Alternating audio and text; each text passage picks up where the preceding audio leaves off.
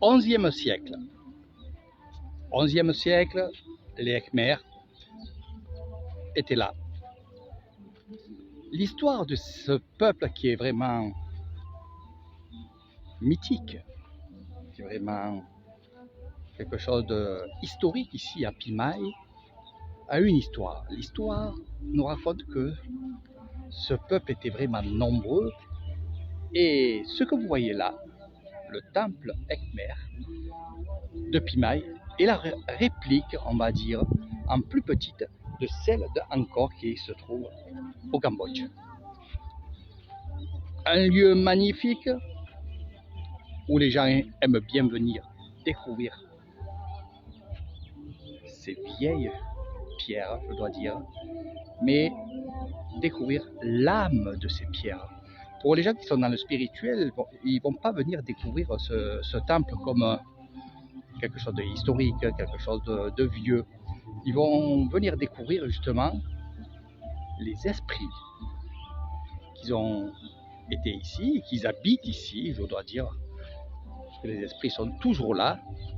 Et là, vraiment, vraiment, pour ceux qui aiment le spirituel, vous serez pris de quelque chose de très, très, très fort.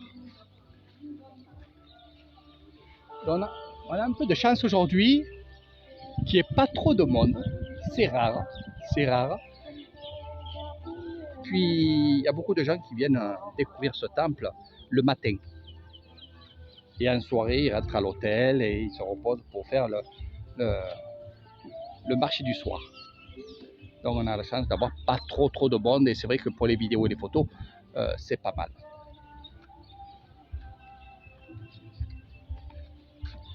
Je crois que notre ami Jeanne de Corse va battre le record de l'année dernière en photo. Je pense qu'il en est à 1200 ou 1300 ou peut-être plus, je ne sais pas, je n'y ai pas demandé. Mais il ne s'arrête pas. Et tant mieux, parce que justement c'est ça. Donc je viens souvent ici quand il y a des spectacles le soir, spectacles lumière. Ce qu'ils ont fait de bien, c'est que ils ont ajusté un peu les pierres qui allaient tomber, les voûtes qui allaient tomber. Donc les travaux, bien entendu, pour que ça reste touristique, comme là-bas, avec ces fameuses chambres. Et aussi, ce qu'ils ont fait, c'est qu'ils ont fait un plancher qu'on puisse bien marcher sans avoir peur de se casser la figure. Donc l'alignement des portes, ça vous le savez. Pour ceux qui ne savaient pas, ben, oui, il y a cet alignement de portes incroyable de là. Et je vais faire le tour, c'est pour ça que vous voyez les rochers jusqu'au fond là-bas. Elles sont vraiment alignées. Il y a une période aussi que, en pleine lune, au lever du jour, eh ben, le soleil va d'un sens à l'autre et on voit ce faisceau de lumière. Ça se fait une fois par an. Bon, beaucoup de gens viennent ici faire des selfies ou des photos de mariage dans ce magnifique parc.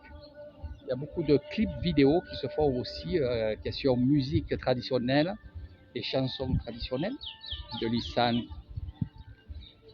Et c'est vrai que c'est un lieu extraordinaire. Je ne vais pas tout vous montrer comme d'habitude. Je vous donne juste envie de venir découvrir l'Isan, découvrir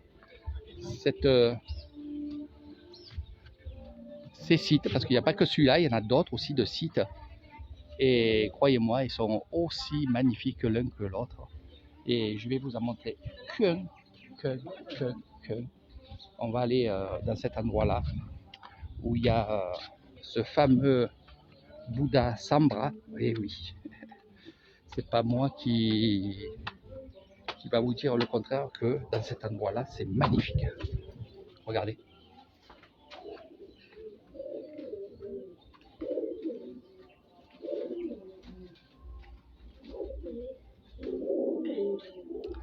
Donc souvent, il y a des gargouilles comme ça. Peut-être pour les offrandes ou je sais pas quoi. À vous de voir. Donc les pigeons, bien sûr, qui sont là, à recouler, qui abîment quand même des sites.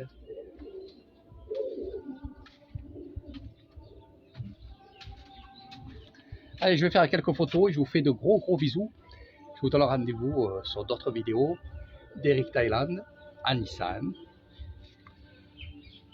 Si vous voulez découvrir ce site-là avec un guide français, n'hésitez pas d'aller sur mon Facebook, Eric Thailand, Eric Rouzet.